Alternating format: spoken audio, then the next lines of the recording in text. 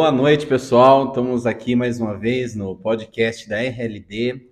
Vamos conversar com o Janes, advogado, atualmente atua como advogado, mas já trabalhou em registro de imóveis, mais de 10 anos aí como escrevente, conhece tudo aí da parte de registro, transcrição, matrícula, averbação, na parte aí jurídica e imobiliária. Então, Janes, por favor, fique à vontade. Ô, Rodrigo, boa noite. Obrigado aí pelo convite. Um prazer estar falando aqui com você, com a turma que acompanha o teu podcast. Como você já deu a apresentação, né? Me chamo Janes, atualmente sou advogado, atuo no direito imobiliário. Como você comentou, eu passei por 10 anos dentro dos cartórios de registro de imóveis, né?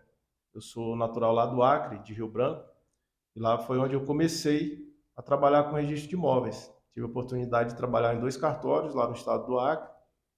E nesse meio tempo foi quando eu comecei a gostar da atividade, fui pegando uma certa experiência ali prática, né? Que fez toda a diferença para mim. A partir daí eu recebi outros convites, fui trabalhar no estado do Mato Grosso do Sul, também com registro de imóveis do Mato Grosso do Sul, vim parar em Curitiba, Paraná, onde eu passei os últimos anos trabalhando e tive uma pequena passagem no registro de imóveis no Espírito Santo também. Então, aí já são 4 estados que eu passei trabalhando dentro do registro de imóveis, fui escrevente em alguns cartórios, substituto em outros, e acabei adquirindo uma experiência boa, né, nessa parte principalmente na parte prática, né, de cartório, registro de imóveis, transferência de imóveis, né, que é o que interessa bastante aqui para o teu público. E passei a entender como funciona o sistema registral, o sistema de cartórios no Brasil como um todo e como ter eficiência como é eficiente esse sistema de registro de imóveis. Às vezes as pessoas criticam ali porque não conhecem, porque é estranho, porque tem algumas experiências ruins. Mas nosso sistema hoje é muito eficiente de registro de imóveis, traz uma segurança jurídica, traz muita garantia para as partes envolvidas. Então é a área que eu gosto, que eu atuo hoje como advogado, né? Mas já atuei do outro lado. Como a gente costuma falar, agora eu estou do outro lado do balcão, né? Então eu atuo como advogado, indo aos cartórios, né? Então essa experiência me ajuda um pouco e aí a gente continua estudando direito imobiliário, se aprofundando em outras áreas, né? Em contratos, direito civil, o próprio direito imobiliário que vem mudando bastante. E então espero poder contribuir aí, tirar algumas dúvidas, responder algumas perguntas, a gente trocar essa ideia. Ah, com certeza. Então, Janis, eu trouxe bastante perguntas aqui para você. Mandar. Então, vamos começar aqui. O principal, né, que é o registro. Então, é, eu diria que, igual no outro podcast, a gente brincou, né, que a pessoa ela só se torna proprietária quando ela registra a sua compra e venda, a sua escritura, né? Então, muitos vão lá, fazem uma escritura no tabelionato ou faz um contrato de compra, né? E acaba não levando isso para registro. Então, o registro é um dos tópicos aqui que eu gostaria Sim, de sim. levar para você. Fica à vontade, James, para explicar. Acho que cabe esclarecer que todo esse procedimento ele é estabelecido por lei, né? Não vou ficar aqui citando lei e artigos, mas é importante que as pessoas saibam por que dos institutos do direito, né? Como a compra e venda, por exemplo, e o rito que eles seguem, né? A forma como se acontece a transmissão da propriedade, né? Então, a compra e venda é um instituto do direito que está lá no Código Civil. Por que da escritura pública? Também você vai ter previsão na legislação que para a transferência de imóveis acima de 30 salários mínimos é essencial a lavratura da escritura pública, né? Por que registrar a escritura pública, levar ela até o registro de imóveis? Também determinação em lei, que a propriedade só se transmite com registro. Então, são coisas que acontecem há muito tempo, o sistema já é antigo, só que as pessoas desconhecem e acabam achando que o contrato é a melhor opção, o contrato de gaveta, né, que a gente costuma falar, é a melhor opção, até que precisa de algo a mais, num financiamento, precisa averbar uma construção, regularizar uma obra, pegar uma garantia e entregar o imóvel, pegar um empréstimo e dar o imóvel em garantia. E são Uhum. nesses momentos que as pessoas se deparam com a irregularidade do imóvel, né? Então, assim, se a lei diz que acima de 30 salários mínimos é essencial a escritura pública, para que ela possa também ser registrada, então o rito já está estabelecido. Então, você que trabalha muito com financiamento, né? Tem uma lei específica que permite que o banco faça um contrato com força de escritura pública. Então, Sim, ele sim. equipara esse contrato a uma Uhum. escritura pública. Uhum. Então, é importante diferenciar o que é escritura e o que é registro, né? O que está na matrícula. É muito comum as pessoas falarem, eu tenho a escritura do meu imóvel. Você pergunta, teu imóvel está regular? Dá para vender? Dá para financiar? Não, eu tenho a escritura, eu tenho a escritura. Geralmente é muito comum a gente ouvir essa expressão, né? Com Tenho a certeza. escritura. Uhum. Só que a escritura, ela é um instrumento, né? Ela é o contrato. É Só um que contrato. por ser feita num tabelionato de notas, que é a gente no Brasil a gente tem vários cartórios, né? Hoje Tem fé vamos pública nela. Exatamente. Hoje vamos focar no registro de imóveis e no tabelionato de notas. Tem outros cartórios, mas esses dois são os principais quando se trata de imóvel. Então, a escritura nada mais é que um contrato. Só que ele é formalizado, instrumentalizado por escritura pública e assistido por um tabelião, que tem fé pública e tem qualificação jurídica para orientar as partes, para que ambos não façam um mau negócio ou algo errado, digamos assim. Uhum. Algo que esteja fora do direito que invalidaria aquele contrato. Então, quando eu falei que o instituto, o sistema nosso é eficiente, um dos aspectos é a segurança jurídica. Então, hoje, qualquer pessoa pode fazer a transferência de um imóvel através da escritura pública, que é a declaração ali de vontade da pessoa, fala, eu quero vender, e o tabelião colhe essa declaração de vontade. Então, qualquer pessoa pode ir até um cartório, querendo vender e diante do comprador e fazer essa escritura com segurança.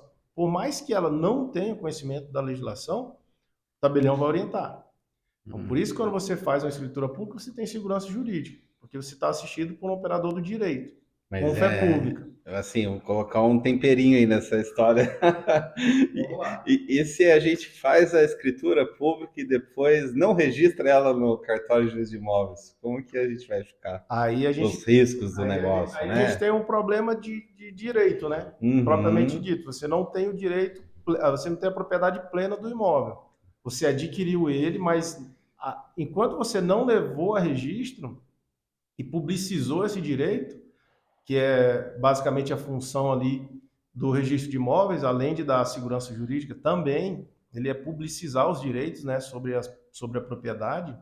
Aí você tem um direito obrigacional apenas ali entre as partes que contrataram e que estão ali na escritura. Então, aquele direito vai ficar ali entre o comprador e o vendedor. Daí, quando você registra, que é o passo correto, né? Você lavrar a escritura, transferir a propriedade ali através da escritura e registrar, que é quando transmite de fato e você passa a exercer direito pleno sobre o imóvel.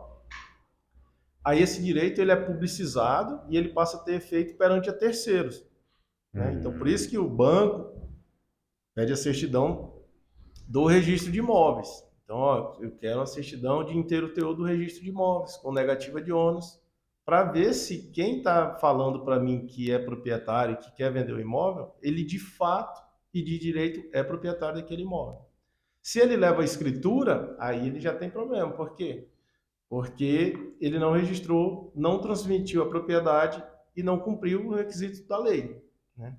E Entendi. assim, se a gente for falar de uma forma assim mais até errada, né? Tipo, que não é certo, mas a pessoa que tem um imóvel, ele pode lavrar a escritura para duas, três pessoas. Isso vai acontecer. Por quê? Porque se quem lavrou e recebeu o imóvel primeiro não registrou, quando o cartório vai lavrar a escritura, ele também vai pedir a matrícula do imóvel. E aí, se um dessas pessoas que comprou dentro dessas três vai lá e leva para registro? E os outros dois, como que fica, Gênesis? Exatamente. Aí é aí que vem a expressão lá, quem não registra não é dono, né? Elas perdem o imóvel? Olha, provavelmente sim, mas tem os direitos ali garantidos pela legislação de Uhum. entrar com ação de perdas e danos contra quem vendeu, contra quem cometeu a fraude, né? Porque Sim, fraude, sim. a gente, infelizmente, no nosso país é muito comum, né? Fraudes de documentos, né? Você que Uhum. trabalha com documentação, você sabe que, infelizmente, a fraude em documentos acontece. E o que é pior, é recorrente, né? Então, Tem que tomar bastante cuidado, né, exatamente. Gênesis? Então, Tem que nesse ter. aspecto, o cartório também é fundamental, é importante, Uhum. por conta da segurança jurídica e também nesses procedimentos, né? O Sim, cartório, sim. toda a documentação que tramita dentro do cartório, ela é checada, ela é conferida, confere-se o selo, pede-se certidão atualizada, Uhum. né? Para você que trabalha com documentação, é importante que a pessoa chegue lá e tenha um RG atualizado, novo, né? Sim, sim. E é comum as pessoas não Não ter terem, esse documento atualizado, né? achar que o RG é um souvenir, eu quero ter o RG desde que eu tirei em 1980. Não, você tem que estar atualizando ele porque é um documento importante. Quanto tempo você acha que é o correto, né? Ter Olha, eu a cada sugeria, quanto tempo renovar o documento? assim, se eu tivesse que dar uma sugestão, seria ali entre 5 e 10 anos, você já teria que renovar. 10 anos é o limite, né? É o limite. Porque Entendi. assim, porque imagina, você tá lá com financiamento todo aprovado, tudo bonitinho, aí chega lá, não consegue dar andamento, porque você tá com um RG velho, antigo, ele, se, assim, se um RG tá meio solto ali, alguma coisa, o cartório já pode recusar, porque Porque tem segurança. gera indícios que pode ser que tenha ali uma fraude, né? Às vezes não é nem fraude, mas é até segurança, né? Segurança da Você não consegue documentação. visualizar a informação Uhum. com clareza ali, com tranquilidade, né? É, às vezes tem pessoas que têm documento da época que era criança e hoje está com idade já de 40, 50 Exatamente. anos. Hoje, uma certidão de nascimento, casamento, casamento com averbação de divórcio, hoje é muito tranquilo você conseguir, né? Hoje tem Uhum. meios eletrônicos. Por exemplo, Sim, eu sou do sim. Acre, eu posso ir no cartório em Curitiba, meu registro está lá no Acre, eu faço a solicitação diretamente no registro civil de Curitiba. E obtém a E eles certidão, vão né? solicitar lá e vão materializar o documento em Curitiba, sem custo de SEDEX, sem nada. Então, assim, muito rápido, muito eficiente o sistema. Só que ainda, de certa forma, é desconhecido. Então, por isso você Uhum. pega lá a pessoa com a certidão de nascimento de quando era criança. Acredito que isso logo vai se resolver, né? Porque tem um projeto já em andamento que vai unificar o RG, né? Em todos os estados, né? É, sim, tem vários Então, projetos em andamento, né? sim, De sim. RG, de CPF, Uhum. de plataformas, né, já oficiais, que integrando os registros de imóveis do Brasil. A Sim. gente tem lá a central de registradores, você consegue Uhum. solicitar a certidão online do imóvel. Você tem também a central do registro civil, que você consegue Sim, sim. solicitar online a sua certidão de casamento, certidão de nascimento. Tem vários canais oficiais que fornecem Uhum. essa documentação. Só que o que falta hoje é mesmo ser difundido, a mensagem chegar às pessoas de forma correta, porque ainda Uhum. existe muito intermediários, né? Que acabam Entendi. cobrando mais caro por esse serviço. Não é irregular, mas eles cobram o preço por intermediar esse serviço. Mas quando Uhum. você vai direto lá na fonte, né?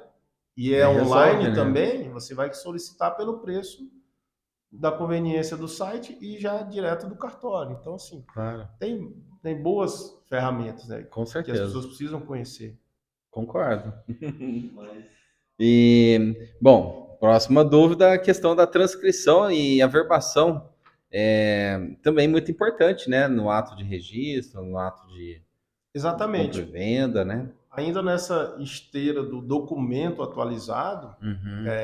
assim como o nosso documento pessoal, a gente tem que ir atualizando, né? Tem que estar com a minha documentação, porque Sim. ela vai servir para qualquer momento, qualquer transação. Às vezes você tem a oportunidade de vender o imóvel, ele tem que estar disponível, né? Uhum. Então a disponibilidade não é só do imóvel, mas também da pessoa, né? Então assim, você tem que, com o tempo vai passando, é você atualiza o RG, você casa, você tem que ter a certidão de casamento atualizada, você divorcia, você tem que ter a certidão de casamento com a averbação do divórcio, né? Você tem que ter o pacto antinupcial registrado.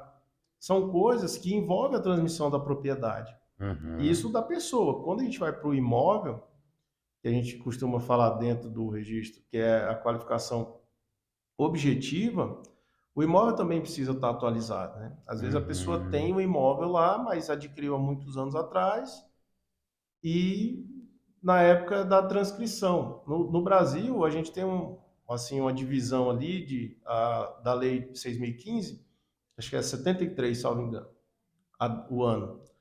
Que antes da Lei 6.015 a gente tinha o sistema de transcrição, né? E Uhum. após a gente tem o sistema de matrícula.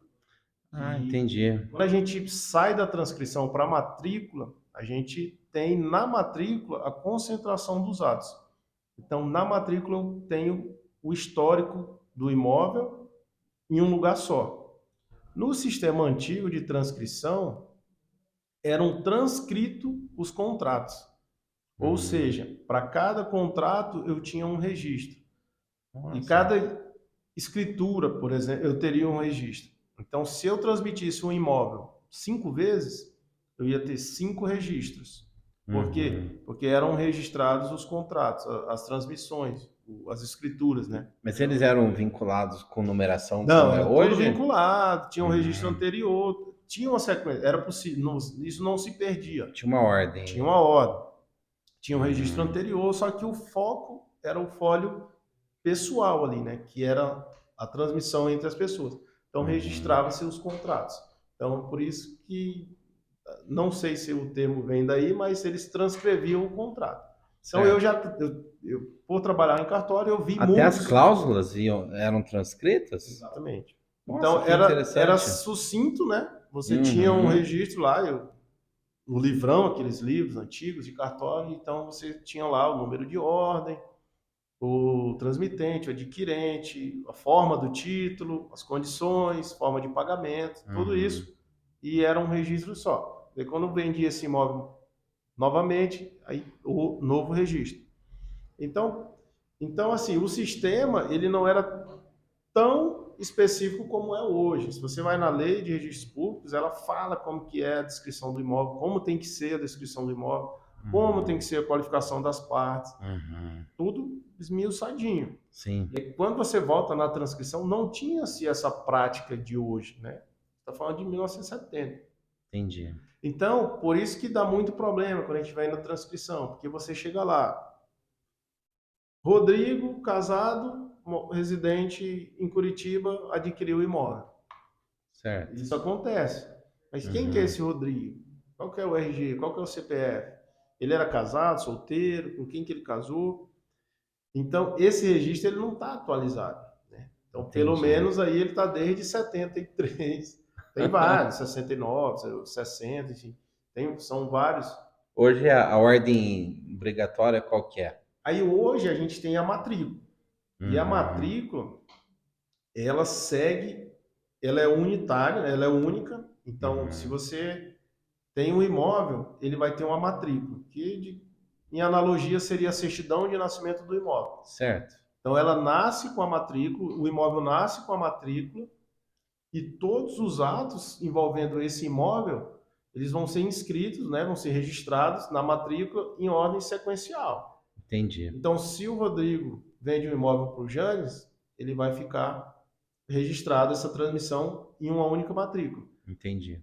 E aí e é o mesmo imóvel, a única matrícula, e daí se eu vendo para um terceiro, aí já consta lá a segunda venda. E assim por diante.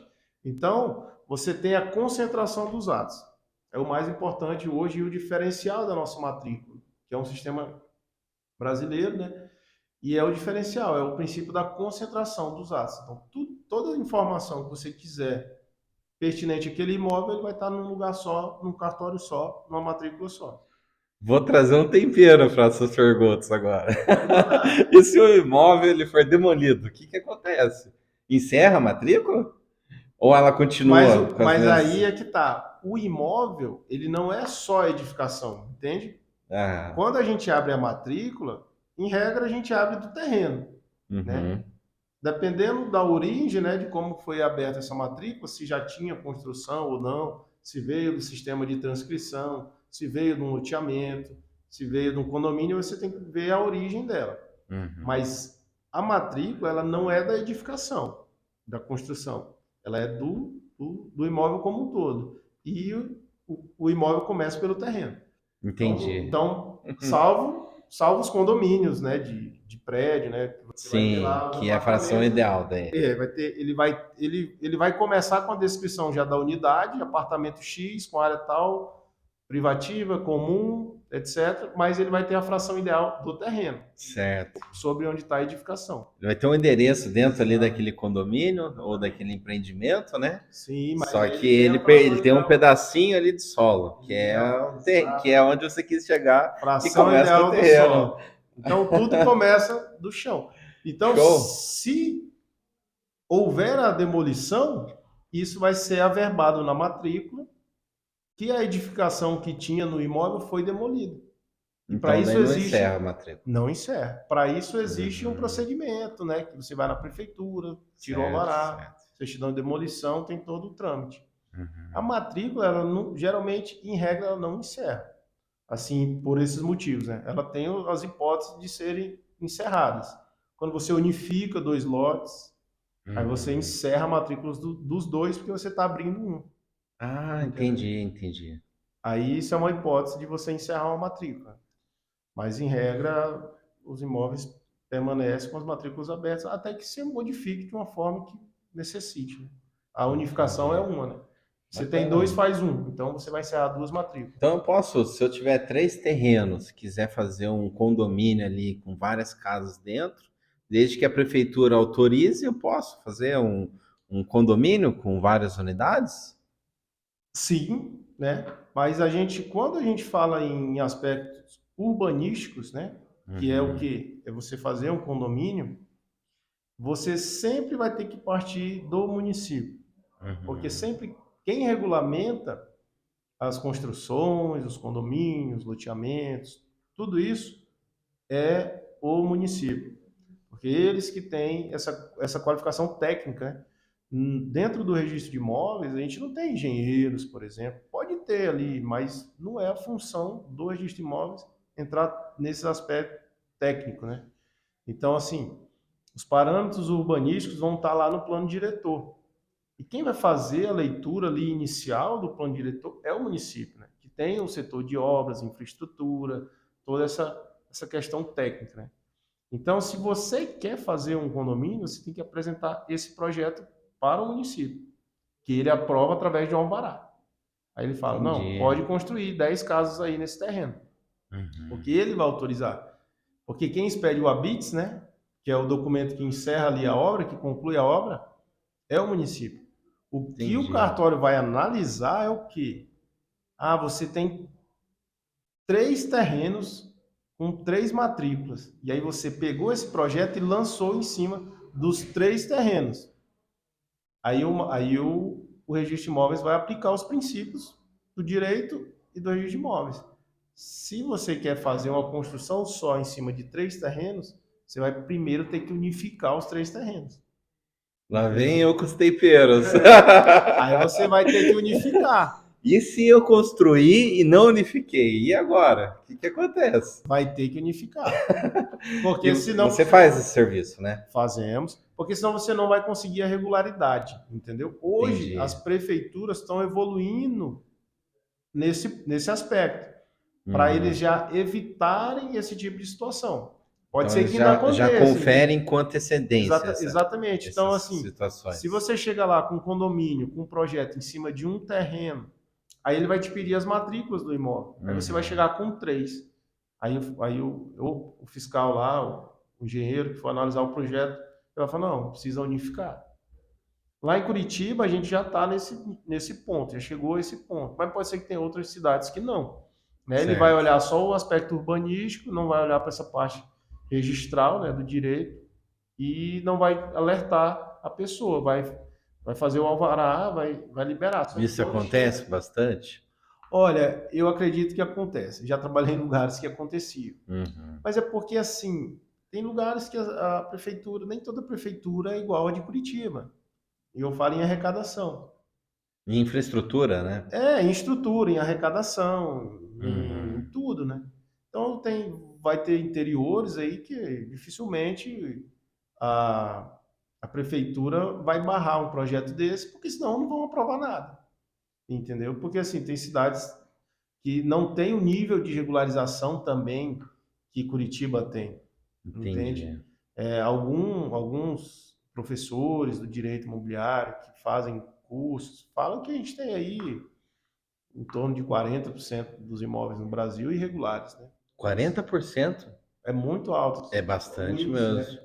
Eu não Uhum. sei exatamente se é esse o número, mas que é muito alto e a proporção é bem parecida com a totalidade dos imóveis, é perto disso. Assim, é muita coisa irregular. E as pessoas compram, vendem, transferem sem registrar.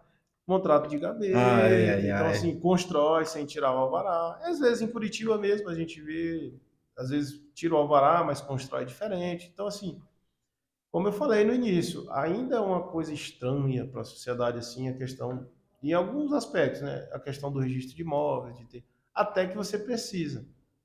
A Uhum. lei da alienação fiduciária, que acho que é de 1994, ela ajudou muito, porque ela possibilitou que as pessoas tivessem acesso a crédito através da alienação fiduciária, que é um instituto novo e eficiente, né? Uhum. Porque ele te dá acesso ao crédito e o banco tem a vantagem de fazer o contrato com a força de escritura pública e na expropriação, em casos que o devedor, né, não cumpra a obrigação dele, tem um sistema próprio de expropriação do bem, né, que é a notificação, não pagou lá, constitui mora, paga o ITBI e consolida a propriedade.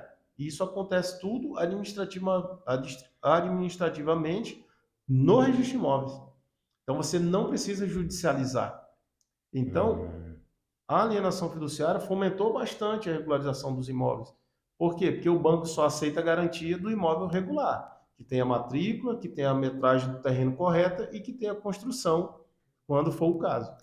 Você sabia, Janice, que a Caixa Econômica Federal ela realiza financiamento de imóvel adjudicado?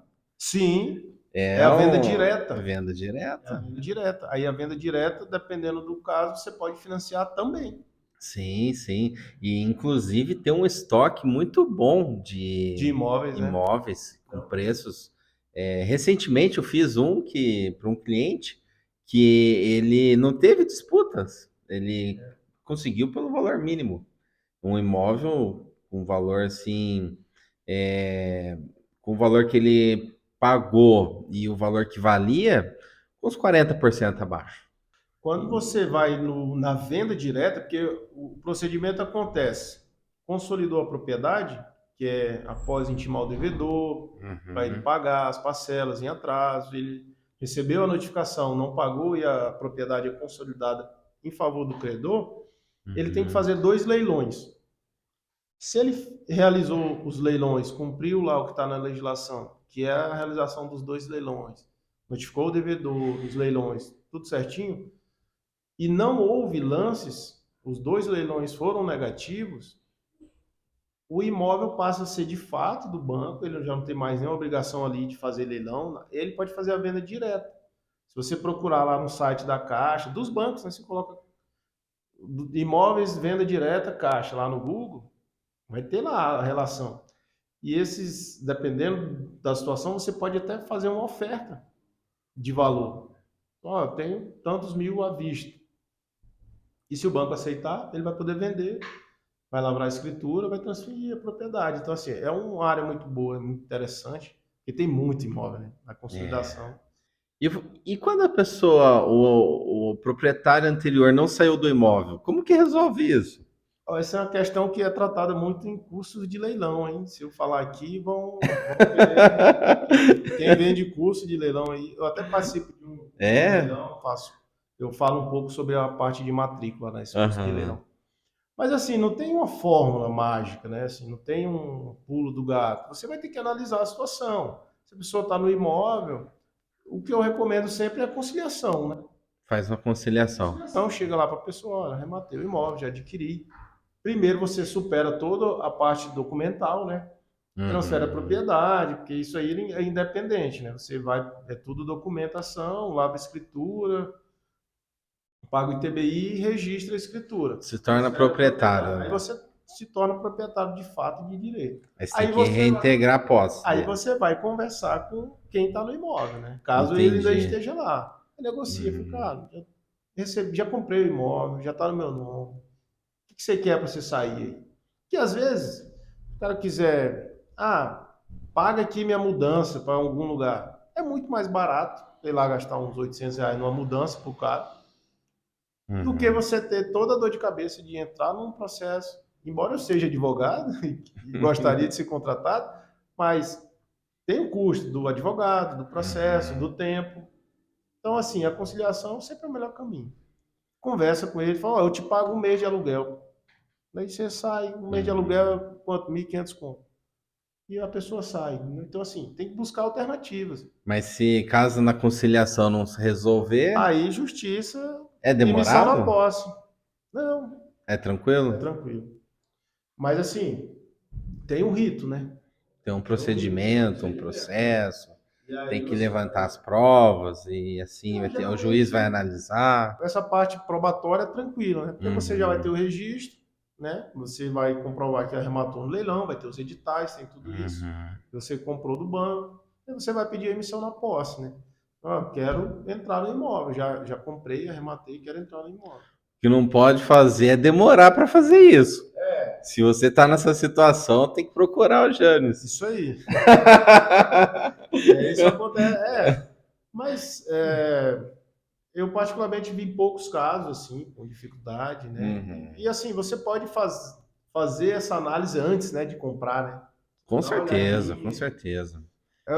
Já Às verifica, vezes, porque tem muito imóvel já vazio, porque na reintegração da posse, o próprio banco já resolveu esse assunto, né? no caso do leilão, é emissão na posse, né? Você está pedindo para entrar, porque você ainda não foi, ainda não teve a posse do imóvel, né? Integração é quando Uhum. você perde a posse. Ah, remissão da posse. Emissão na posse. Ah, Mas bacana. você pode dar uma olhadinha lá. Eu costumo falar que tem muita gente que pergunta, advogados, pergunta, fala, como que eu faço para descobrir se o imóvel está desocupado ou não? Porque nem Uhum. todo leiloeiro ele tem essa Informa, informação né? ou informa, né? Dependendo do site ali do leiloeiro. Mas eu falo, o melhor informante, se for um condomínio, é o porteiro. Ele É o vai saber síndico, né? tudo. Não, o porteiro, o porteiro O porteiro sabe tudo, né? chega lá, quero no 200 e tanto. Tá Olha, tá vazio? vazio, não tem ninguém. Melhor informação. Porque ele vai saber Entendi. se tem. Ele vai saber que tem 30 dias que não pisa ninguém lá. Ele vai saber se tem 2 meses. Ele vai saber essa Uhum. informação. Fala com o E porteiro. tem tanto imóvel vazio assim, Janis? Olha, eu não tenho muita essa informação aqui com relação a Curitiba. Eu sei que existe Uhum. muita consolidação. Eu sei que isso Uhum. aí tem um número até considerável. É só você entrar no site, né, e pegar um edital de leilão da Caixa. Você vai ver lá que são Uhum. inúmeras Sim, páginas, né? sim, todos os dias tem. Todos os dias. Então, assim, agora de estar vazio, isso aí já é uma coisa mais pontual, que é bom Entendi. analisar caso a caso, né? Não vou falar nada para não cometer nenhum erro aqui. Lá no registro, lá, igual você falou aqui, no financiamento, né, que é onde eu, como correspondente da Caixa, atuo diretamente. É, o contrato do banco, o Giannis trouxe aqui a informação, e isso é muito importante. Por quê? Porque ele tem força de escritura. O que que isso quer dizer? Que você não vai precisar pagar por uma escritura para fazer o contrato e registrar ele. É, claro, para registrar você vai pagar lá no registro de imóveis, mas para emissão da escritura pública, pronto, você não precisa fazer a emissão de uma escritura, porque o contrato ele já tem essa força de escritura. Então, vale a pena trazer ressaltar isso, né, Janes? Porque foi uma mudança que trouxe melhorias para o processo, né? Para agilizar, para economizar, para fazer a coisa funcionar mais rápido. É assim, eu até imagino que a ideia, né, quando se idealizaram a lei, né, Uhum. o legislador, acho que ele pensou nesse aspecto aí de fomentar o mercado imobiliário, né? O Entendi. mercado imobiliário brasileiro é muito forte, né? Muito, Uhum. muito pujante. Nos últimos anos tem crescido bastante. Então, a lei é de 94, salvo engano. Então, eu imagino que eles queriam eliminar uma etapa ali para Uhum. que o processo se tornasse mais célere, né? Além da celeridade ali, de dar força e escritura pública para aquele contrato que está sendo feito por uma instituição idônea, né, que é um banco, né, uma instituição financeira, e também é possível fazer entre particulares. Por quê? Porque tem um registro de imóveis para fazer essa verificação jurídica daquele ato, né? Claro que os bancos têm minutos, padrões, têm setores jurídicos que fazem todo esse preparo, né? Então você não tem problema ali de contrato, digamos assim. Mas eu acho que deu tão certo que o número de contratos acelerou tanto que chegou a ter vocês, os intermediários, né, que são os despachantes que fazem esse intermédio entre o banco e o cliente, né? Porque senão Uhum. uma agência não teria, penso eu, né, condições de manter toda a rotina ali de uma agência bancária, ainda tem que fazer contratos, analisar documentos ali, provavelmente ficaria muito mais demorado, né? A, a liberação de um contrato. Eu lembro que quando eu comecei em 2009, demorava a sair um contrato, pelo menos lá no meu estado, né? Demorava coisa de meses para sair um contrato finalizado. Hoje eu acredito que não tem Não, esse tempo. hoje, 10 dias você já está assinando uma minuta. Exatamente, mas por quê? Porque tem vocês, E, intermediários, e que já teve facilitam a documentação. situações que assinou em uma semana. Sim. Assim, é, às vezes na etapa da avaliação da engenharia, né? Quando o engenheiro vai lá fazer a avaliação do imóvel, aí pega uma demanda que ele já está por ali, ele já conecta, agiliza o processo, ele tem um prazo lá para cumprir que ele consegue cumprir já de início, né? Aí depois eu já estou com todas as certidões que você comentou, toda a documentação, a gente reúne isso num lote de documentos e manda para o banco. O banco vai analisar esse lote e já vinha a autorização de contratação. Então, assim, já assinei contratos aí com uma semana, tranquilamente. O registro de imóveis, ele está evoluindo nesse aspecto aí para dar mais celeridade para esses contratos. A central, né, de registro de imóveis que tem já implantado no Brasil, Uhum. ela tá engateando ainda, está dando alguns passos, então está sendo alguns lugares já está bem mais avançado, outros não, mas O eletrônico, você quis exatamente, o dizer? registro eletrônico, para que Uhum. esses contratos eles sejam remetidos, enviados para o cartório por arquivos, acho que até Sim, XML, para que eles já sim. venham meio que minutados ali para ganhar um tempo na hora do registro, né? Uhum. Para o registrador já ter ali meio que, digamos assim, uma minuta do registro e ele só se ater aos aspectos formais ali da análise dele e ganhar um tempo para que saiam mais rápido, né?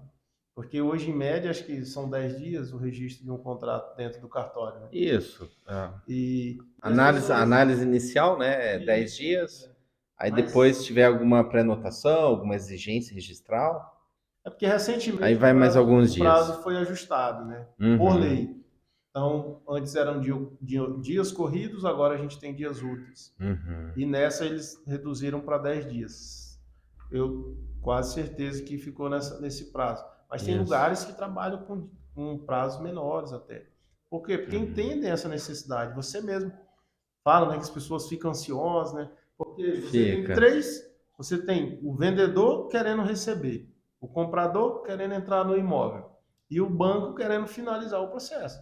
E também tem o corretor E que o quer concluir o corretor que vai processo, receber a né? comissão, o despachante também. Sim, Então, assim, sim. envolve várias pessoas, né? E E quanto às mais tempo vezes, demora, e às- mais desgaste tem, né? com certeza. E às vezes quando você está vendendo um imóvel, a pessoa que está comprando também está vendendo um outro imóvel.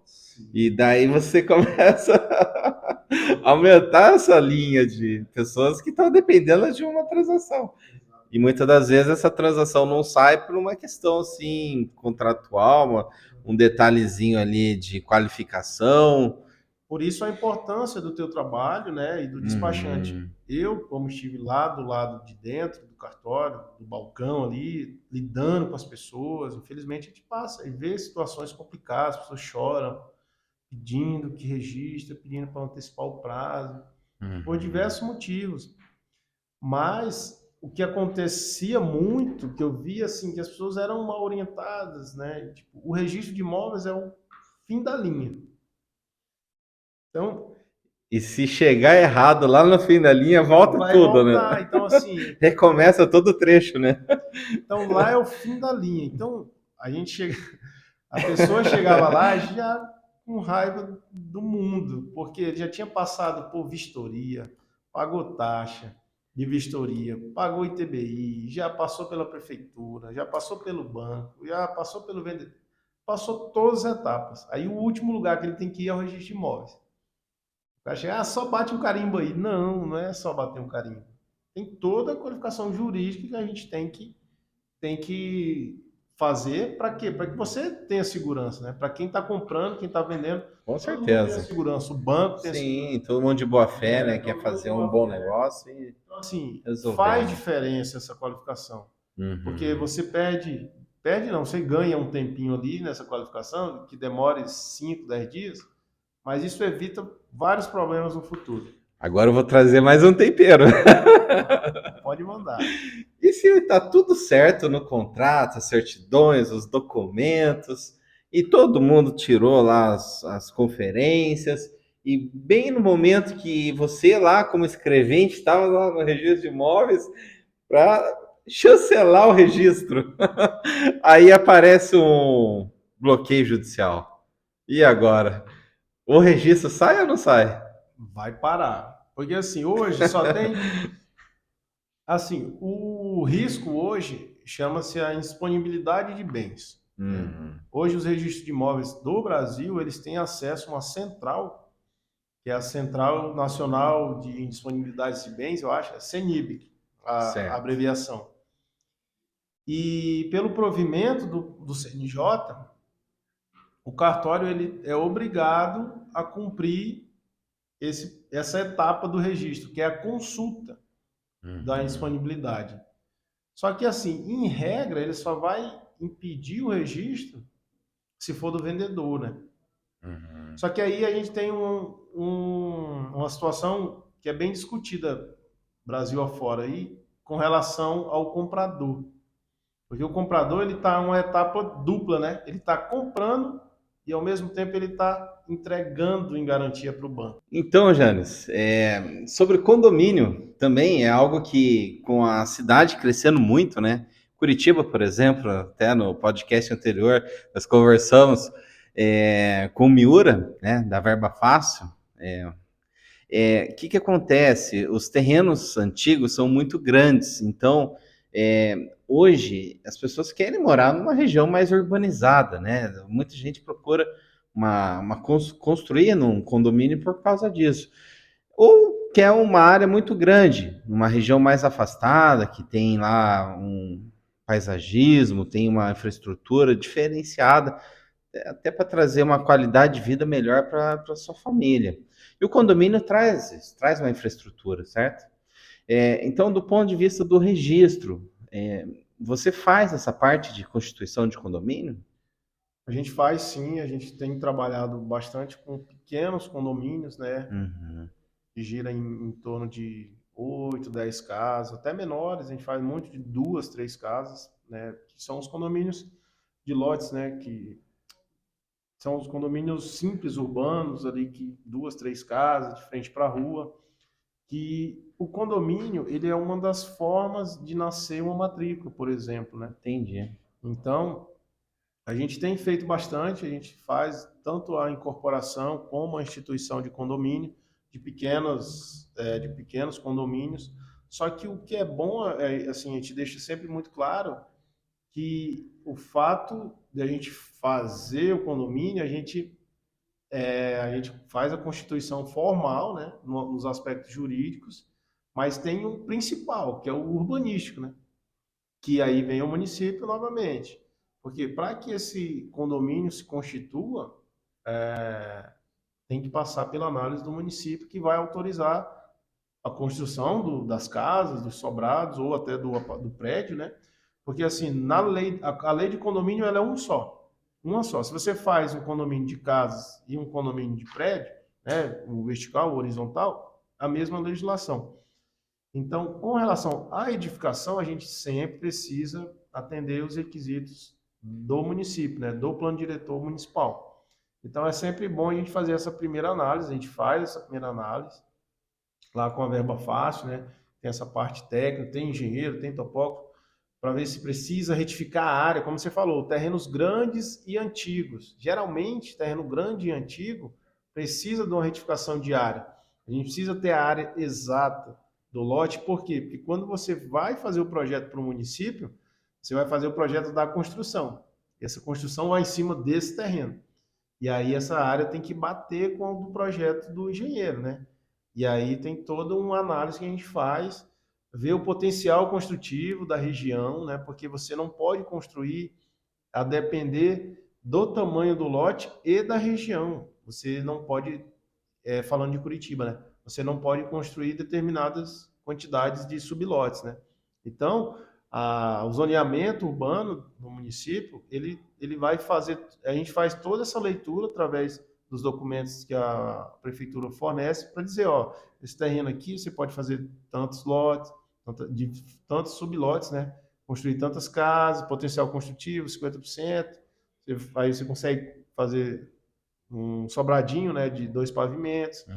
Tudo isso aí tem que ser analisado pela ótica técnica, né, de engenharia que vai ser analisada lá no pedido de alvará. Então, assim, o condomínio, o primeiro passo é você cumprir os requisitos da legislação do município. Assim, resumidamente falando, às vezes, o que eu posso construir num bairro mais afastado, eu não posso construir no centro da cidade, por exemplo. Entendi. É igual divisão de lote, desmembramento.